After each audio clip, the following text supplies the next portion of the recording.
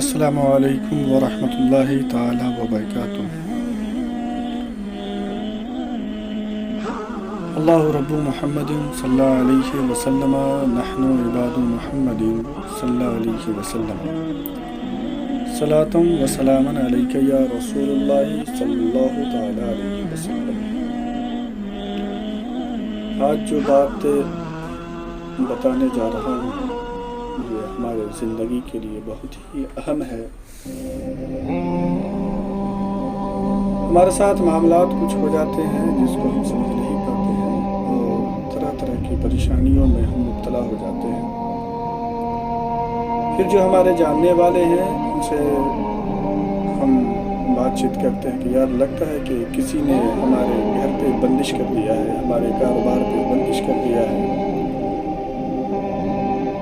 بندش کبھی خود بخود بھی لگ جاتا ہے، اس کی وجہ یہ ہوتی ہے کہ جب ہم اپنے گھر کا کام کرتے ہیں تو اس کام کرنے کے دوران گھر کے آنگن میں یا گھر کے دروازے پہ کوئی درخت ہوتا ہے جس کو ہم کاٹ دیتے ہیں، تو اس وجہ سے بھی بندشیں لگ جایا کرتی ہیں۔ اس لیے کہ وہ جو درخت ہوتے ہیں، جو پرانے درخت ہوتے ہیں نا، اس پہ اجنہ کا بسیرا ہوتا ہے، اور جب ہم اس کے گھر کو یعنی کہ اس درخت کو ہم کاٹ دیتے ہیں تو پھر وہ ہمیں طرح طرح سے پریشان کرنا شروع کرتے ہیں۔ جب طرح طرح سے پریشانیاں آتی ہیں تو اپنے دوستوں میں جب ہم مشورہ کرتے ہیں، بہت سارے لوگ اس میں ایسے بھی ہوتے ہیں جو کہتے ہیں کہ قرآن کی تلاوت کریں، نماز پڑھیں وغیرہ وغیرہ۔ یہ سب صحیح ہے کہ نماز پڑھی جائے، قرآن کی تلاوت کی جائے۔ جب گھر میں قرآن کی تلاوت ہوتی ہے تو شیاطین اس سے دور بھاگتے ہیں، اللہ تبارک و تعالیٰ کے رحمت کے فرشتے نازل ہوتے ہیں۔ نماز ہمارے پر فرض ہے جس کو ہر حالت میں پڑھنی چاہیے اور رب کی حضور دعا کرنی چاہیے تاکہ ہم جو بھی پریشانی میں مبتلا ہیں اس سے ہمیں نجات مل جائے۔ لیکن میں آپ کو ایک بات بتا دوں کہ اللہ تبارک و تعالیٰ نے جناتوں کو بھی طاقت عطا کیا ہے اور وہ ہمیں طرح طرح سے پریشان کرتے رہتے ہیں اور ہم پریشان بھی ہو جاتے ہیں۔ پھر ہم بہت سارے مولوی حضرات کے پاس جاتے ہیں، تمام ترون جو بتاتے ہیں اس پہ ہم کام کروانے کے باوجود بھی اس پریشانی سے ہم نہیں نکل پاتے ہیں۔ اس کی وجہ کیا ہو سکتی ہے؟ تو آج جو موضوع ہے ہمارا وہ یہی ہے کہ اس کی وجہ کیا ہو سکتی ہے، کہ ہمیں کیسے لوگوں سے ملنا چاہیے۔